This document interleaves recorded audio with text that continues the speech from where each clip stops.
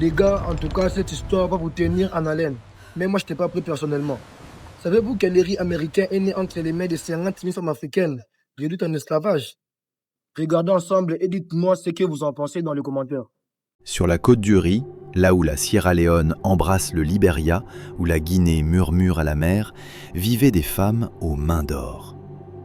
Depuis 3000 ans, elles dansaient avec l'eau.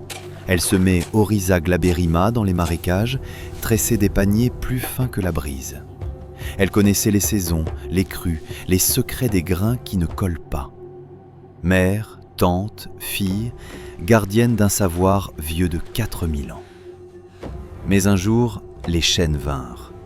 Entre 1750 et 1775, plus de 50 000 âmes furent arrachées à leur terre. Destination, Charleston, en Caroline du Sud.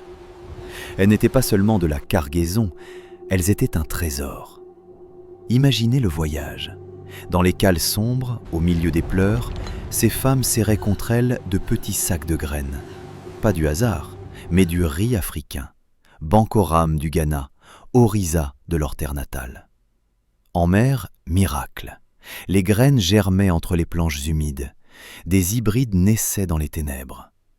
À Charleston, les planteurs blancs comprennent vite. Ces femmes de la Rice Coast valent double prix. Ils viennent d'importer 50 000 cerveaux rizicoles. Le riz n'existait presque pas aux Amériques. Elles allaient l'y inventer. À peine débarquées, on les emmène dans les marécages. « Montrez-nous !» ordonnent les planteurs. Et là, la magie opère. Elles tracent des canaux d'irrigation précis comme des veines, choisissent les meilleures semences, tressent les paniers fanés pour ventiler les grains, sculptent des pilons géants pour battre le riz sans le briser. Elles affrontent crocodiles, serpents, malaria. 12 heures par jour dans une eau fétide. Ainsi naît le Carolina Gold, leur chef-d'œuvre. Un riz qui ne colle pas, au grain parfait. Charleston explose de richesse. Le riz part vers l'Angleterre, vers les Caraïbes. Des millionnaires blancs naissent. Les reines, elles, invisibles. Le riz devient l'impératrice du Sud. Si le coton est roi, le riz est la mère du roi. La Révolution américaine elle-même est nourrie de riz africain.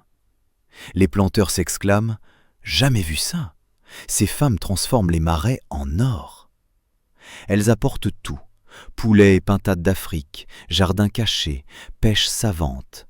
Et le soir, elles cuisinent. Riz pilaf aux grains séparés, technique ouest-africaine pure. De là naissent le jambalaya, le hopinjon et toute la cuisine du Low Country. Mais dans les livres comptables, elles ne sont que des hands, des mains, jamais des cerveaux. Ouvrez un frigo américain. Calafri de la Nouvelle-Orléans, jambalaya, Low Country boil, toutes des techniques africaines. La vapeur maîtrisée, les grains séparés, la précision du feu. Les Gulagitchi, leurs descendants, préservent encore les paniers fanères et les pilons sculptés. Aujourd'hui, l'Arkansas est le premier producteur de riz aux États-Unis. Un marché de 2 milliards de dollars. Le riz rouge de Louisiane, un cousin du riz rouge casamançais. Chaque bouchée de riz américain est un souvenir de la côte du riz. Mais dans les manuels scolaires, silence total. Aujourd'hui encore, en Sierra Leone, en Guinée-Bissau, les mêmes femmes perpétuent les mêmes gestes, les mêmes marécages, le même savoir. Aux États-Unis, les festivals Gulagitchi célèbrent ces mères oubliées. L'ADN relie les continents. En 2025, nous pouvons être fiers.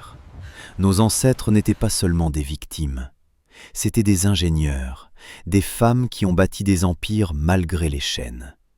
Elles ont nourri leurs bourreaux, mais elles ont semé l'éternité. La prochaine fois que vous mangez du riz, n'importe où dans le monde, pensez à la côte du riz. Pensez à ces femmes sans nom, qui ont changé l'histoire de l'agriculture mondiale. Commentez, partagez, abonnez-vous. Nos mères ont nourri l'Amérique. Nous nourrirons la vérité.